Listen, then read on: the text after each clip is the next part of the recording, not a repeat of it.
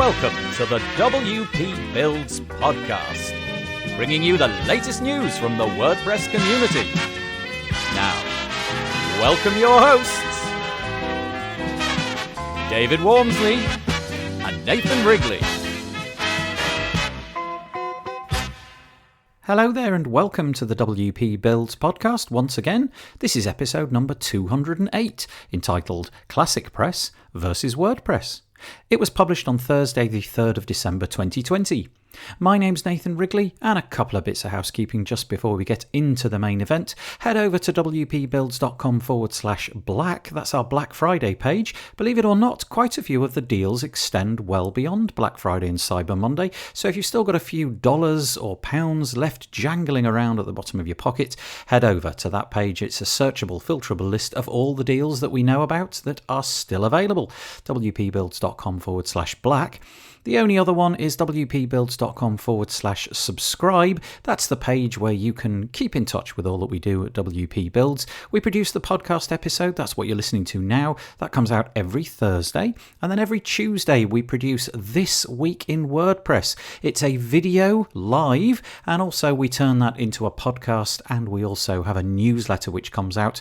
So wpbuilds.com/subscribe. You can join our Facebook group on that page as well. It's a very polite, welcoming place to ask your WordPress questions, and there's our YouTube channel and a variety of other things too. The WP Builds podcast was brought to you today by A/B Split Test.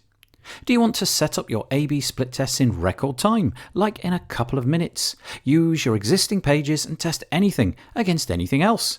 Buttons, images, headers, rows, anything. And the best part is it works with Elementor, Beaver Builder and the WordPress block editor. You can check it out at absplittest.com. If you would like A/B Split Test to advertise on WP Builds, head over to wpbuilds.com/advertise. Okay, what are we talking about this week? It's David Waumsley and I having another debate. In fact, it's our final debate. After this, we're going to be moving on to the A to Z, or A to Z, depending on where you live, of WordPress. But for now, the last debate, ClassicPress versus WordPress. I don't know if you've been following this story, but when Gutenberg came out in WordPress core, a fork of WordPress took place, and it was called ClassicPress. It's been going from strength to strength ever since. David is going to be fighting its corner, whereas I'm going to be fighting the corner of WordPress. There's an awful lot in here. It's actually really interesting what the ClassicPress posture is, what it is that they claim that they do better, how they've changed things, and how they are hoping to keep things maintained into the future. I hope that you enjoy the podcast. In today's debate, we are talking about ClassicPress versus WordPress. So this is actually the end of our debate season, and I think this is one I've been looking forward to, because I think we might actually genuinely disagree. So I'm ready to storm off, Nathan, and tell you where to stick the next season. Yeah, I love it that you've decided that we did a debate season. You've sort of put a wrapper around it, like there was any intention to have it like that. Yeah, the debate. I think this is number 20 though, so 20 felt like a good time to sort of call it a day on debating. Yeah, exactly. Shall we talk about what we're going to do next? Yeah, it's really quirky. I'm sure that you must have come up with this idea because it's clever and I like it. Well, we're going to try and do the A to Z, or A to Z if you're an American, of WordPress. So each chat that we have coming up every 2 weeks, and we'll take a letter and we'll talk about something related to WordPress. So hopefully the idea is that we'll cover the whole range of things related to WordPress. We'll cover everything, kind of security and updates and whatever. And when we get to the letters X, Q, and Z, we're just going to really struggle. Yeah, well, we've worked out cheats around those, haven't we? But I think it'll be fun. Anyway, it gives us some kind of structure to our conversations and keeps us on point. So yeah, it's nice. Fun. That is really nice. I kind of like the idea of doing an A to Z. So that'll last more or less a whole year if we do an episode every couple of weeks. Yeah, it's amazing. Oh, more than a year. No, exactly a year. Exactly a year. Yeah, and we're coming up to probably about 4 years of talking to each other. So as it goes every other, this will take us up to 5 years of you and I talking to each other. It's amazing. It's not healthy for anybody, is it? But we got to get through today. And without falling I might out. Storm out. Yeah, that's right. So, okay, people won't necessarily know what ClassicPress is. So shall I just point out a few things about it? Yeah, that's good. Yeah. But it's a fork of WordPress 4.9 before the Gutenberg block editor was introduced, and really it is a reaction against this decision. So it's a fork of WordPress at that point for those people who didn't really want Gutenberg, and it was started by a Laravel developer who's a long-term user of WordPress, Scott Bowler. I think that's right, isn't it? Could be Bowler, don't know. Could be Bowler. Anyway. So he first started campaigning against Gutenberg not to go into core, at least until the majority of support was there or to keep it as a plugin. So he started this project, and that started in August of 2018, and it still continues with, actually, they've got their own developers now writing plugins for it. I think Scott has actually bowed out on it because he's got other commitments, but there's still plenty of people doing it there. And at the moment, they're actually forking some other plugins. They're doing a fork of WooCommerce. Wow. Creating their own classic e-commerce, and there's SEO plugins and other things. So it's still going, and I'm going to argue for ClassicPress, which is a tough one, really. Well, no, I think you've got some. Obviously, for those people listening, we spend quite a long time, often several hours, chatting before we press record, and there's an awful lot of stuff that you've got, which I think makes a lot of sense. Can I just ask about this ClassicPress? Do you have any insight as to whether or not it's still growing? That is to say, you said that this Scott guy who led the charge has stepped away. Do you get the impression that its growth or its statistics of installs or anything like that is still growing, or are we really just talking about a plugin which is it's got a use case for people who are definitively against Gutenberg but nothing else? Yeah, I think it's a really small group of users. I mean, they've got some clearly clever developers who are really behind it. And one of the arguments, I guess, for joining in with it is that it's a small community now. So you can kind of make your mark. You become a bigger fish in a smaller pond, I guess, if you get involved in this. You've got a smaller community around you. I don't think it's dying. I mean, I joined because of this debate that we're going to have. I asked a question about how they could help me to argue for ClassicPress on their forum. And I've joined in on other little bits of debates on their forum. It's very slow movement, but you can tell that since it started a couple of years ago, or just over, it's continued to keep doing some work. But of course, it is only there's a lot of debates within it as well about how it can move forward as WordPress continually moves forward. But yeah, I think it's there's really no answer to how many people are using it. There's no statistics there. The other question I have, again, before we get into the debate, just about it, is do you know whether or not it's the moment in time 4.9, it was forked off WordPress 4.9.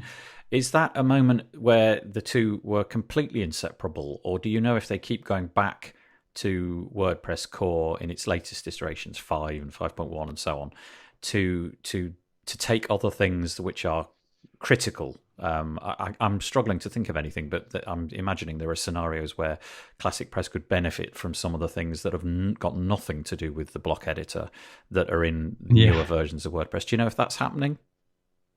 I don't, but I don't think so. Okay. I mean, most of their project, you can see if you go to their website, they give you 10 reasons for why you might be interested in it. And there's also a roadmap as well. And most of it, in fact, the work has started because they're still, I think, they're just moving into their second stage of their roadmap. So their first stage has been about getting rid of stuff, actually. So I'll go on with one of the benefits, I guess, for them is the fact that they're removing a lot of the stuff that is in WordPress that they felt wasn't needed now. So things like, security is their big thing. So XML RPC is one of the biggest security risks coming. So they're taking that out, that connection that you could make with I don't know how it's used. It was used for I think it was for Nathan, things like for things like apps and things to call back into WordPress and so on and so forth. But for example, I've got a few plugins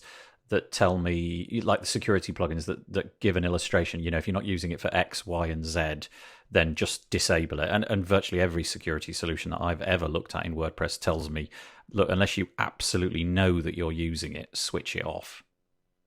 Yes, and I know it's only used on one of the sites that I look after, and that's because they wanted to be able to send from an email, publish a post. Right. But it's on by default in WordPress. So that's something that will go out. So they've got this concept there where they will take out things that are just not needed by the majority of people. And if they are likely to be needed, they'll be put aside as kind of classic plugins that you can add in should you need it. So one of their benefits is about the fact that it's going to clear out some of these security risks by default and get rid of some of the other stuff which is still under debate. So things like the GDPR add-on where it instantly creates that page. That was a bit of a knee-jerk reaction at the time to GDPR coming out. It gives you something which is a format, but it's not something that's going to be legally of much use. So things like that, unnecessary. And other debates like post formats, when Matt Mullenweg was a big fan of Tumblr before buying it, he had this post formats where you could make WordPress behave like Tumblr. But that I think that's another one in the debates for coming out. So they're moving slowly on the things. One of their things is that they can, because of a smaller community, they can make the minimum requirement PHP 7. And there's a lot of stuff in WordPress still that is unneeded or not. It's not the best quality code, as I understand it, because it needs to support earlier versions. So ClassicPress can start with that. So it's the opposite to what you're suggesting. Have they borrowed stuff? No, it's more been the project's been more about taking away stuff that's not needed in WordPress. Yeah, well, obviously it's my job today to sort of defend WordPress, I suppose. And I suppose the first thing I would say is, in terms of stripping stuff out, that I don't really have a defense against that. If XML RPC, which I never pronounced correctly, I had to really say that slowly, isn't being used, it just seems like a great idea to strip it out. I would imagine most of us have not implemented it for a goodly period of time, and you've immediately your WordPress security plugin of choice has flagged it as a thing that you need to fix. That just strikes me as quite a good idea. And like you say, if they're going to build that in as an additional plugin which you could replace that functionality once they've stripped it out, that seems like a good idea. The only thing I suppose in WordPress's defense is that WordPress's job forever seems to have been to honor backwards compatibility, and so I would imagine if the slate was being drawn and WordPress was being created right now, that technology wouldn't be implemented given the landscape of security issues and threats and so on. But they're presumably not wanting to break the countless thousands of sites like the one that you've just mentioned that's using email. They're not wanting to break it, so I can see why they haven't stripped that out. In terms of the sort of privacy policy that really goes nowhere, that does seem a little bit odd. I don't know if anybody's ever looked at that, but when you install WordPress, you get this draft privacy page, which is got some pre-filled text in and then just a bunch of headings, which are blank. Yeah. So it is purposefully not useful. The idea, I suppose, is that you would go in and don't create a privacy policy based upon a template, because that's not going to be an actual privacy policy. It's going to be a template. So I think it's I mean, there's an argument for moving that because it was perhaps a bad idea, because if you understood the first thing about GDPR, it was about getting organizations to review their own situation, how they took data, and then be transparent. So by giving you a template, it's kind of defeated the purpose of GDPR. Yeah. I see what you mean. And it does seem like it was, something which anybody with half an ounce of common sense could have done by just creating a page of their own. I guess somebody somewhere was trying to be helpful. And we did seem to be in a furore in 2018 with GDPR. And there were lots of headless chickens running about. But in terms of the security, I guess I'm going to have to disagree with that, because although you say that they've got an emphasis on security, I can only imagine that the number of eyeballs on WordPress security must be exponentially more than are on ClassicPress security. And what I mean by that is, people who are contributing to core, trying to constantly update that and fix security issues, but also, all these third-party systems like WordFence, iTheme Security, WebArcs, Securi, and so on and so forth, always discovering things on their own by looking for problems, and largely to do with WordPress and plugin architecture.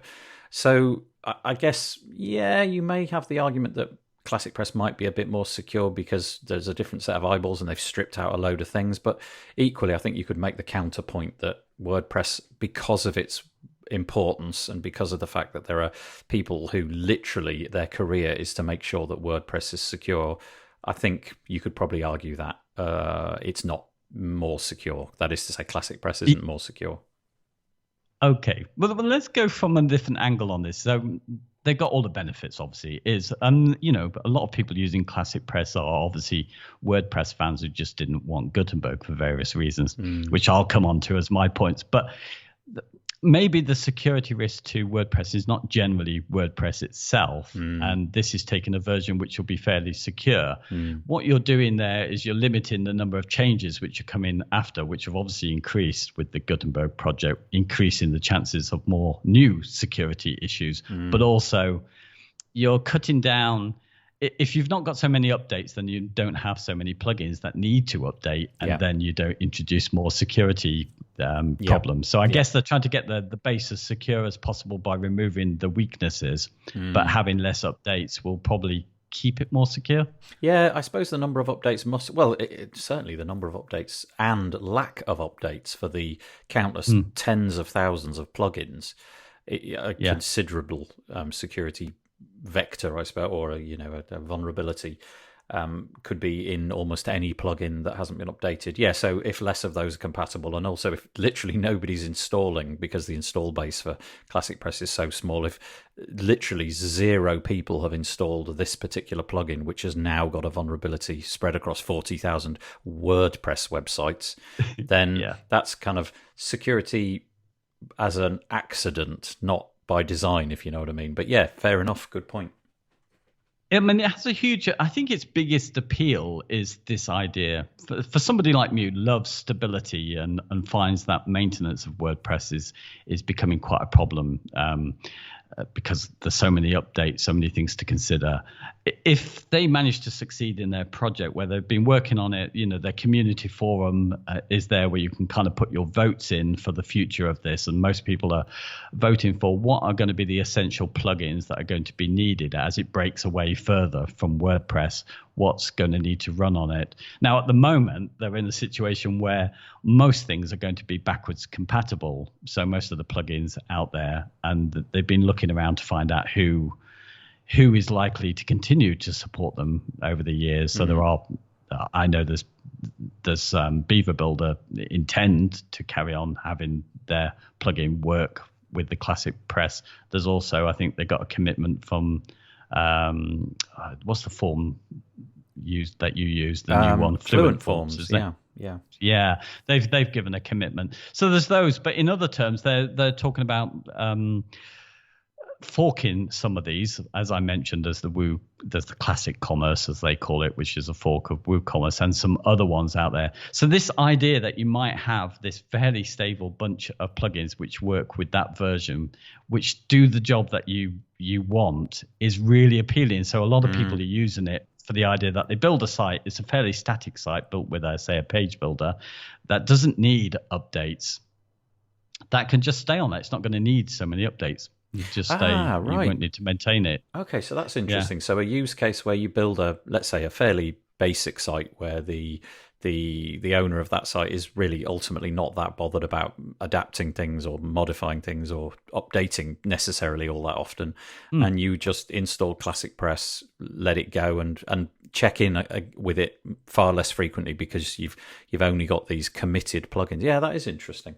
Just in terms of the form plugins, I do wonder if, for example, form plugins have got a kind of almost like a commitment, all of them, to support the Classic Editor, because at the moment a lot of them can deploy little Classic Editors as one of their options, if you know what I mean. You can have a text widget that you throw in for a multi-line form element, and so I wonder if there's a commitment there, which is just a requirement.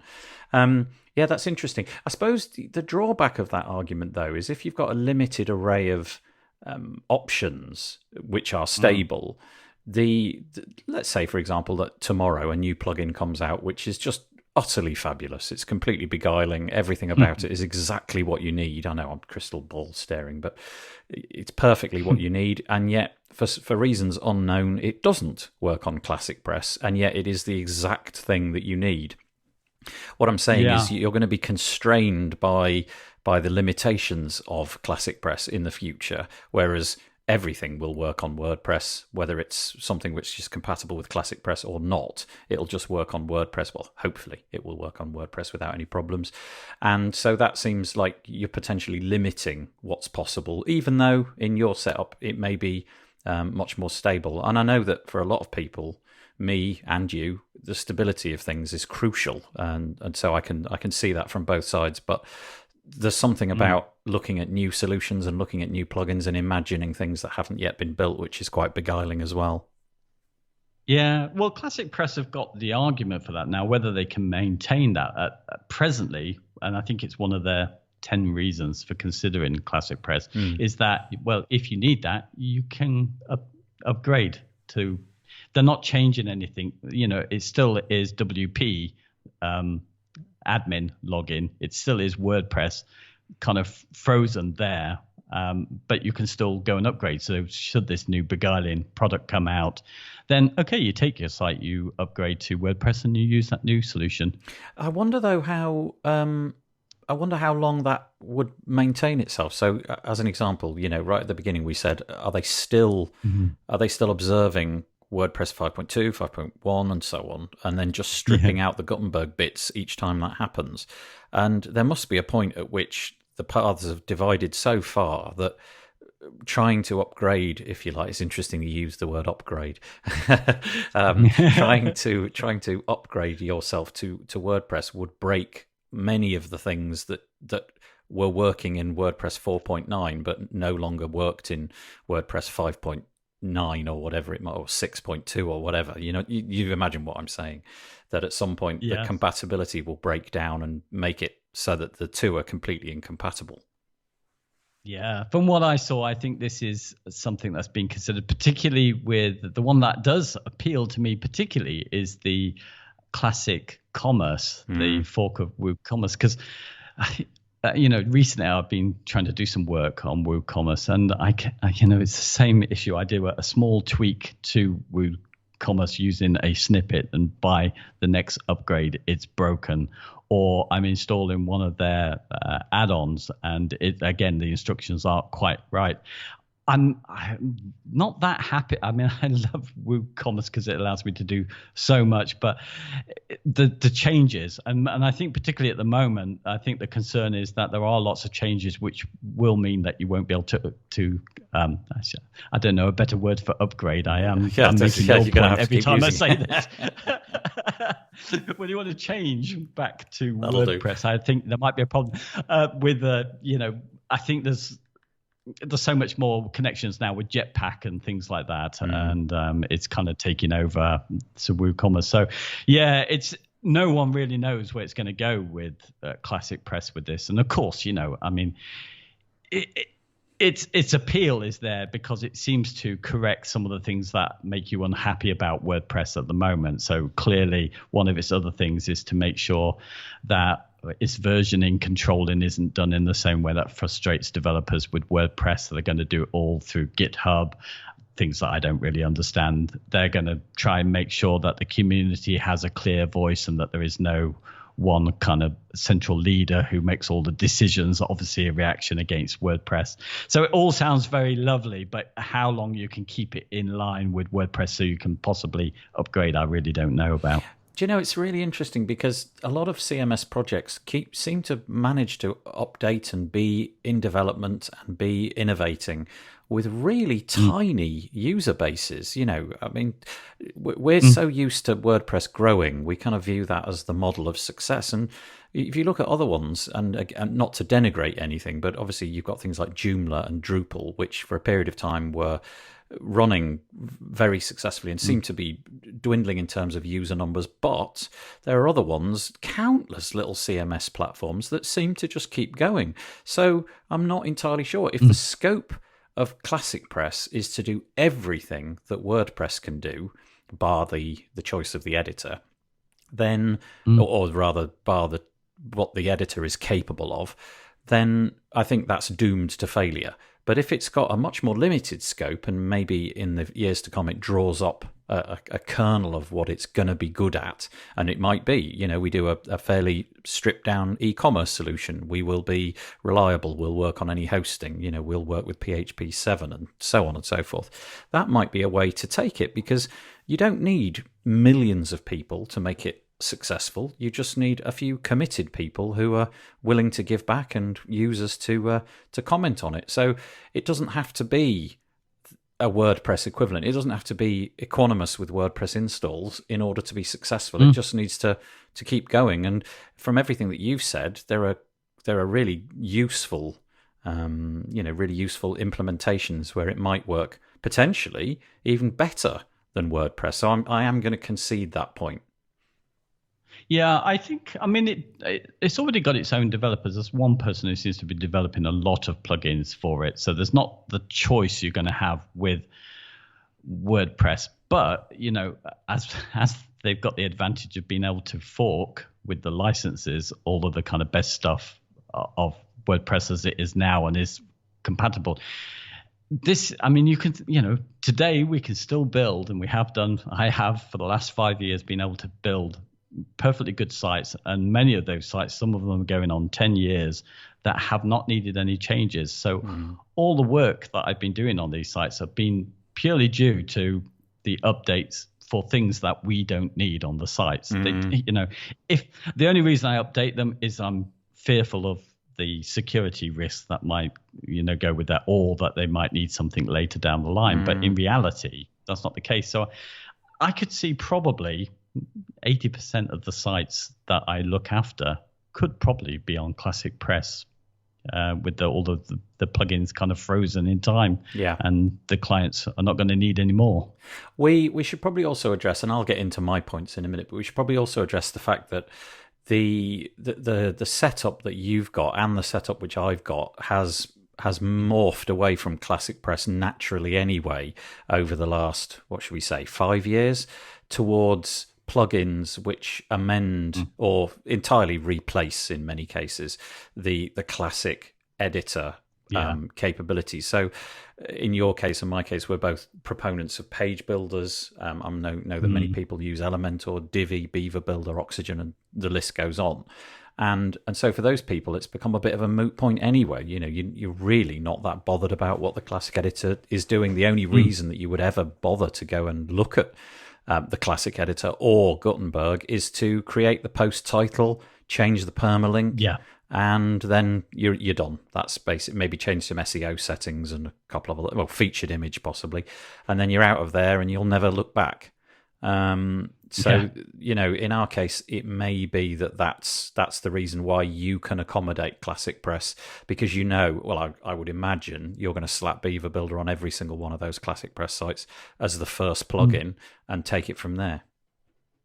Yeah, exactly. And I think, you know, some of the other people, somebody made a comment that they felt that the people who probably least wanted Gutenberg, and you would probably argue the opposite, are those writers who were just used to writing with the classic editor, and that's all they needed. And on top of that, some of the difficulties for editorial teams where they didn't want all of the extra control that suddenly Gutenberg would give, that would add confusion to the systems that were already in place. So that there are some people that are kind of more from the content creation background who don't want the thing that Gutenberg was really created to help, or that the change of editor. So there's that side as well as the page builder side. Yeah. I mean, I can see your points, but I'm going to now launch into my laundry list of points which I think make them all just go away. The first one is slightly incendiary, and it's basically that the classic editor is rubbish. I mean, it's a piece of technology which it was fabulous in its day. I can't remember where I saw it, but the first time I saw something akin to a text editor online, that is to say, not in something like Microsoft Word or something, and I just thought it was the most beguiling and amazing thing. But that day has gone. We're used to much better experiences, and so I likened it to using something like MS WordPad when you've got something like Google Docs or, some publishing program which is available to you. In other words, it's an old interface. 5 years ago, it was fine. It did what you needed, but there were still struggles. Doing basic stuff inside of that editor was a nightmare. And the only reason that you didn't think it was a nightmare was because that was the constraints that you had. You just accommodated it. But many of the features which have hopped into Gutenberg in the last couple of years have obviated that, and I know there are quirks, and I know that constant updating, changes to the UI, things being in unfamiliar places and so on really stymie the support for Gutenberg. But the classic editor compared side by side to the new Gutenberg editor, or the block editor we should probably call it, there's just no comparison. In every way, I would argue it's superior. Writing text is a dream. Inserting images, whilst not perfect, is much better. Creating columns is trivial. Putting text in those columns and rearranging text and rearranging items on the page is trivially easy. So that would be my first opening, slightly incendiary gamut, is that the classic editor is just rubbish. Yeah, do you know what? I think even when I came into using WordPress for the first time about 2007, I'm sure there were still lots of debates there about it being fairly useless. But the thing is, I guess the ClassicPress argument is the fact that kind of worked. You knew where you went. I mean, I gave the example to you earlier about the person I look after who does updates on a blog post. The new editor was difficult because all she ever did, really, she'd go in and create a new post. She could see her URL very easily. Now you have to kind of search for it and change that. That's what she needed to do first thing. And then all she needed to do was to write, and every so often, left or right align some images, which was fairly easy to do. Now this becomes quite a task for her to do if she tries to do it, because it's a block and it's separate and it doesn't automatically float either side of her text.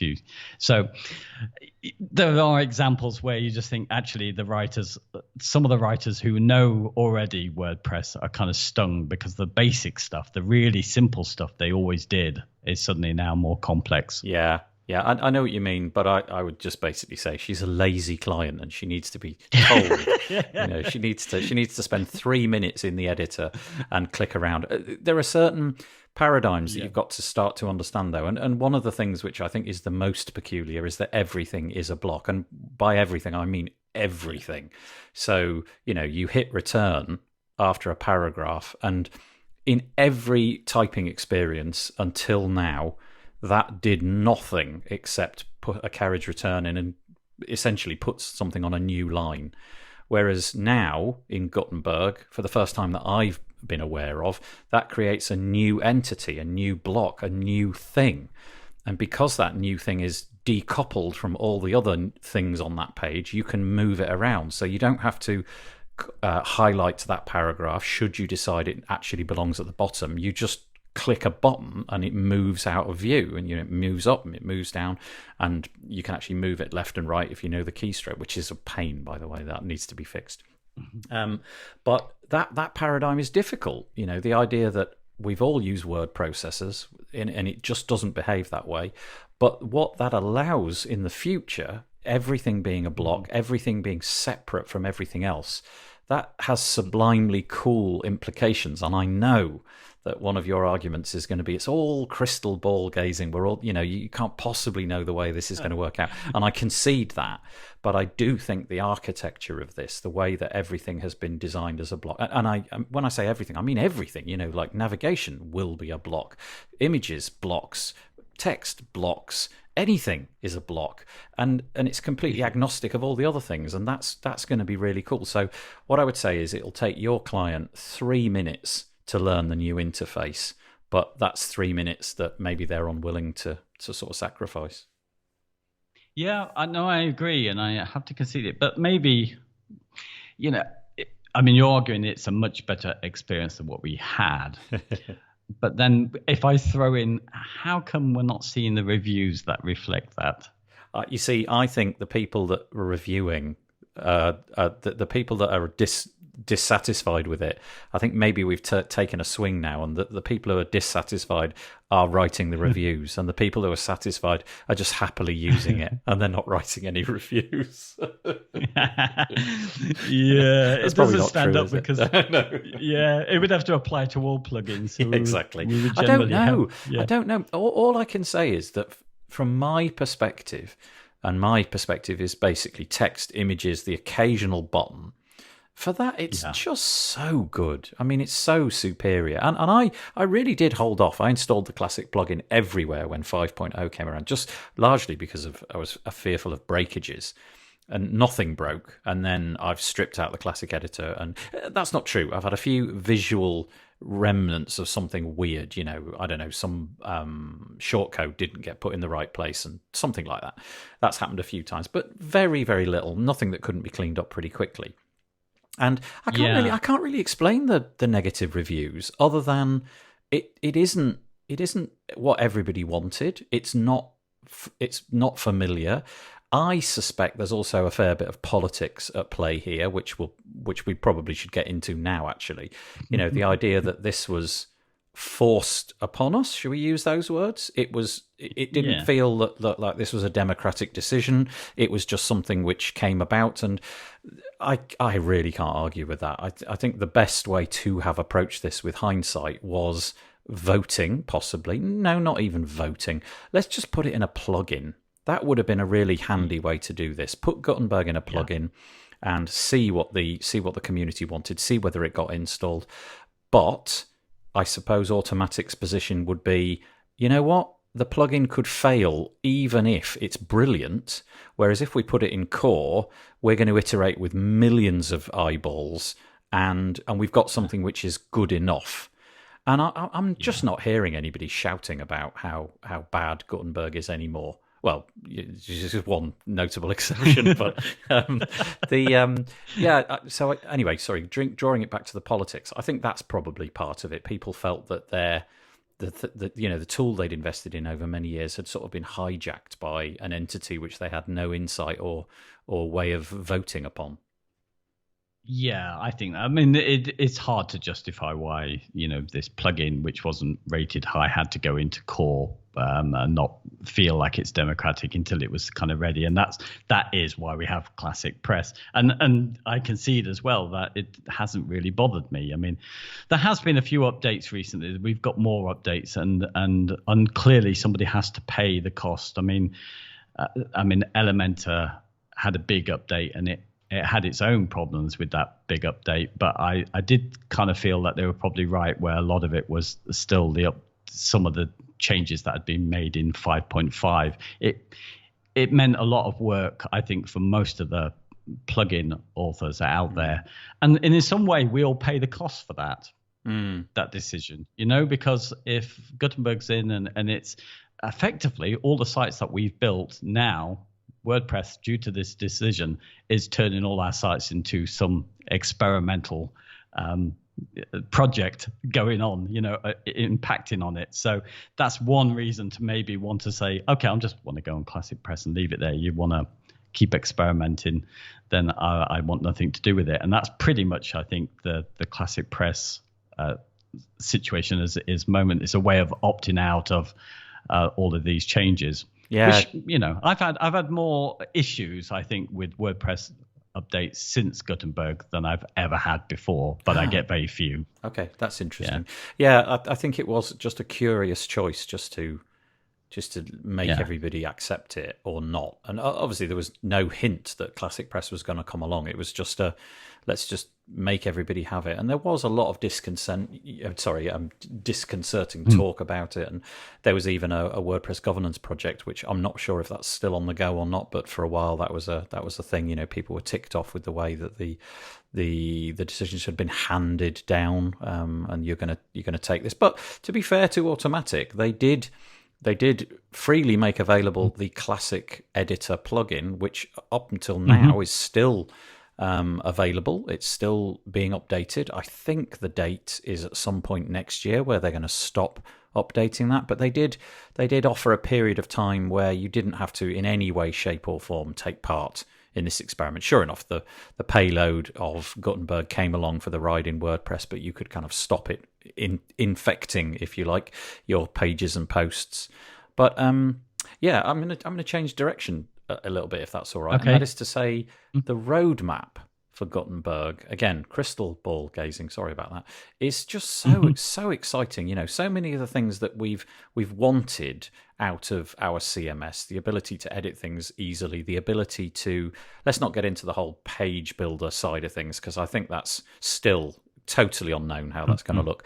But basic things like headers and footers and the block architecture, where simple little things like you might want a testimonials thing, a nicely defined, neat testimonials display on your website. You'll be able to download a very lightweight little testimonials block from a repository where you can choose from thousands of other testimonial blocks, or you might want a form block, or you might want a, goodness knows, I don't know, a hero image block or whatever. All of that, this little componenty nature of WordPress going forward, and the fact that you'll be able to do most of the things which currently are a bit of a puzzle for your clients, because you have to go to the menu area of you have to go to dashboard, appearance, menus, then fiddle with the menu, make sure you got the right one, then click save, and then go back and look at the site. All of that will be handled in the editor.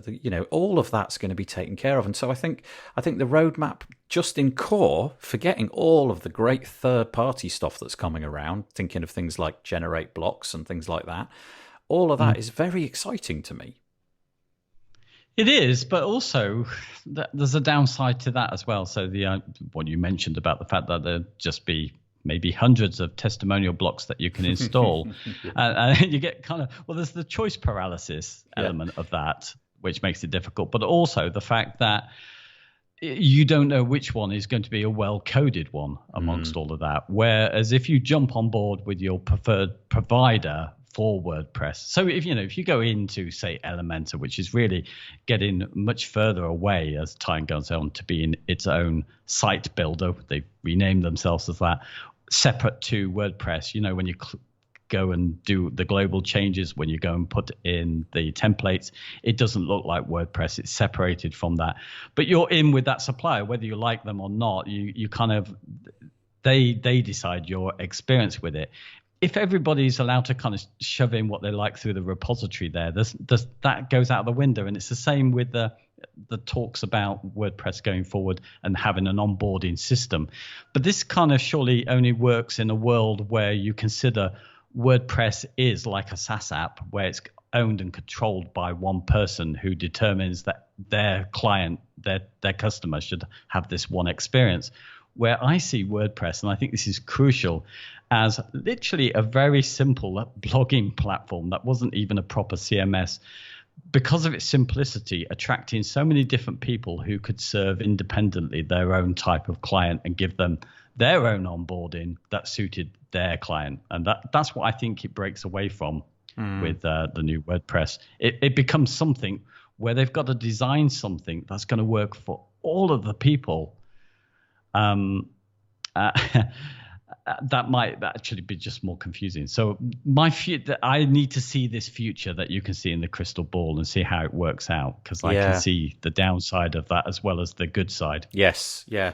I take your point. I mean, in terms of things like the blocks and the myriad choice of blocks that you might have, I suppose that's not really any different from what we've currently got with plugins, really. You know, you could go and type in forms or something in the repository and get a ton of things. And we're going to have to figure out a way to surface the good from the bad, and no doubt, you know, WordPress will be able to figure that out in terms of, I don't know, install base, number of installs, commenting, star reviews, and that kind of thing. I don't know how that would fit in a tiny UI. I've seen illustrations of how they're going to try and tackle some aspects of this, but we'll just have to see. You know, they've got this clever sort of like window which pops up when you hover over blocks on the right hand side now, and maybe something like that can be deployed to show a brief summation of what's in there. But it's I don't see the choice being a problem. I see that only as being a good thing, because, you know, hopefully people will surface to the top the ones which are good. I just feel it's such a how to describe it. I feel 18 months ago I was far less optimistic, and now that I see really serious development companies, really serious developers getting on board, the maturity of the technology seems to be to the point where they're prepared now to invest their time into it.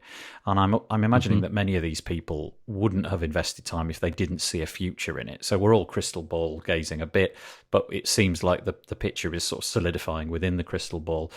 Their commitments and their innovations, and I won't mention any names, but, you know, you're probably thinking the same things that I am, certain developers who are doing certain things. It just seems like this one fabulous interface is going to be really good.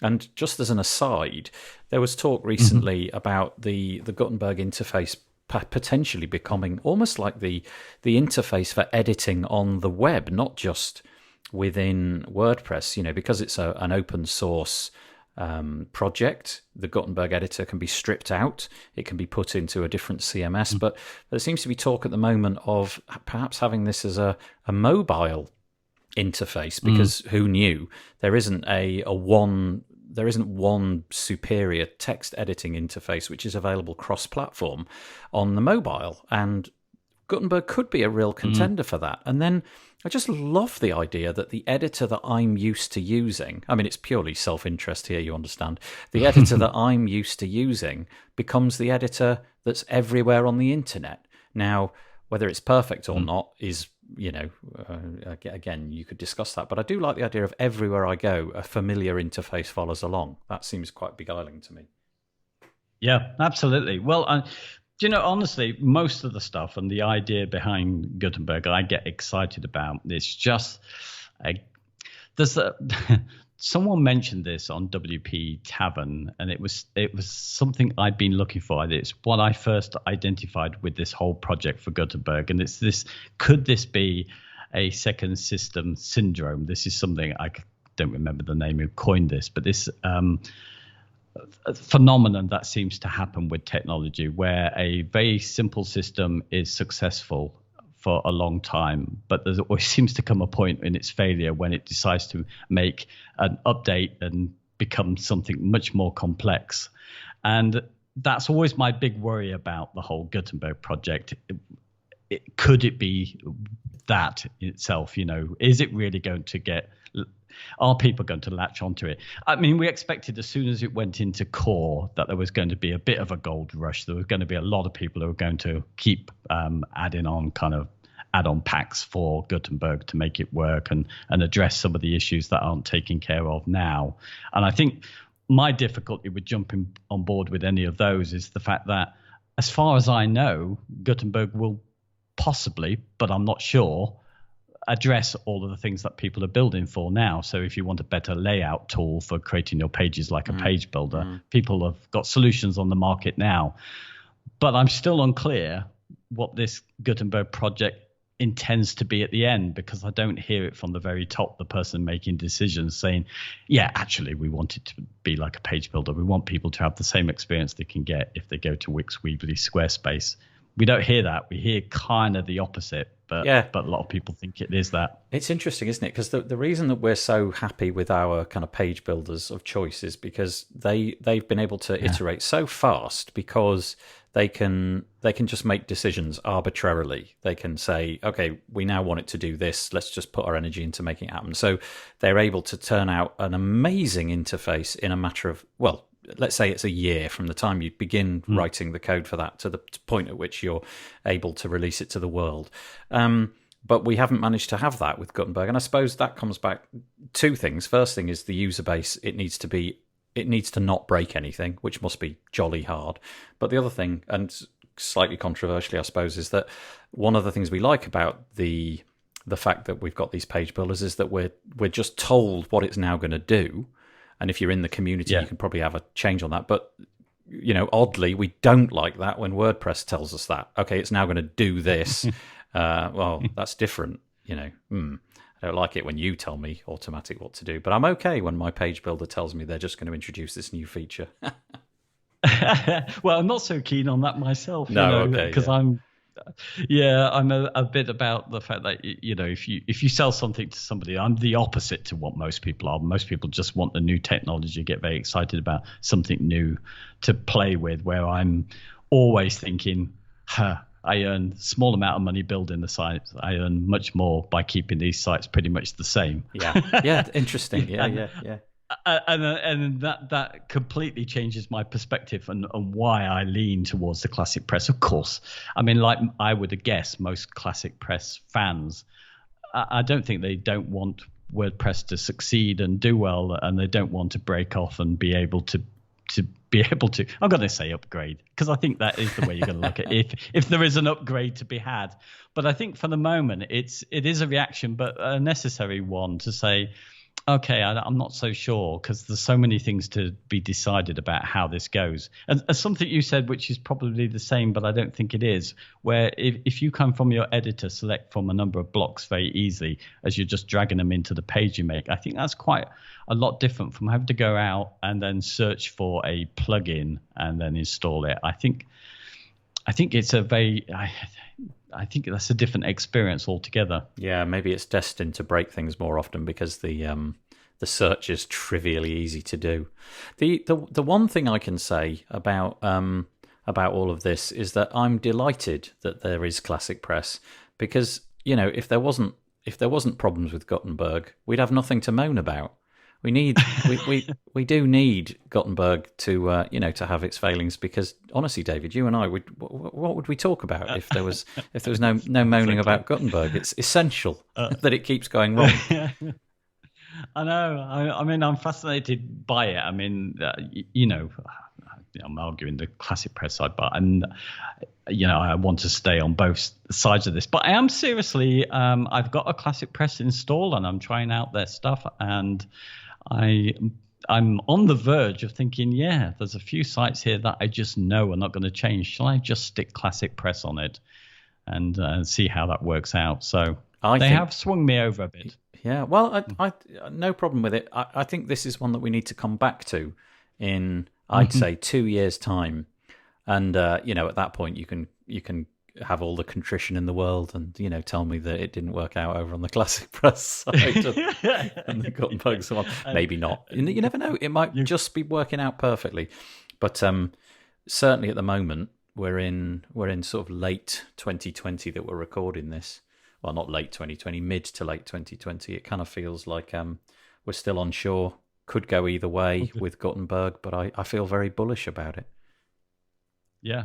No, you're very positive about these things. And I want to be as well, but and it's just that kind of realism. I have a sort of worry about it. It comes back from my background of working in government agencies with, when you try and build something as complex as Gutenberg. You see, WordPress was fine. It largely was a very small bit of code that everybody was able to adopt. But when you've got big ambitions like this, I see in bigger organizations how difficult it is to get everybody moving on board with the same vision and deliver it. So I think that's the big challenge. So there's always a bit of reserve with Gutenberg, which is why I like the idea that ClassicPress will be there as a backup. Oh, David, jump in. The water is cool. The water is fine. You'll be fine. We should probably knock it on the head, though. We're on 50 minutes already. Good grief. Oh, wow. Gosh. Yeah. Okay. Have you got anything crucial that you want to throw in before we end, or are we happy? No, not at all. Okay. No. Looking Perfect. forward to the next. Yeah, next time you catch us, we're starting on A, right? We're going from A to Z. Yeah. Okay. Yep. Perfect. So we'll tell you what A is a bit later. When we know. When we actually have put the time into it. But thank you. That was a really interesting debate. I like that one. Thanks. Bye-bye. Well, I hope that you enjoyed that. Always a pleasure chatting to David Waumsley about these things. The truth is, I didn't really know a lot about ClassicPress, and I've learnt a lot during the making of this episode. Seems like they've got some really interesting ambitions for the project, and also some noteworthy reasons why they came about in the first place. Anyway, you can go and check it out, as we mentioned in the podcast. Go and see what you think. Perhaps it's something that you yourself would like to pursue. The WP Builds podcast was brought to you today by A/B Split Test. Do you want to set up your A/B split tests in record time? The new A/B Split Test plugin for WordPress will have you up and running in just a couple of minutes.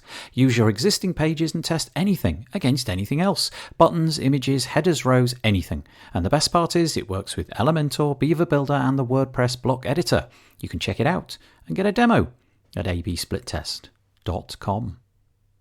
Okay, we'll be back next week, next Thursday, for a podcast episode. They come out at 1 p.m. UK time every single Thursday, except during the holiday season, which is coming up.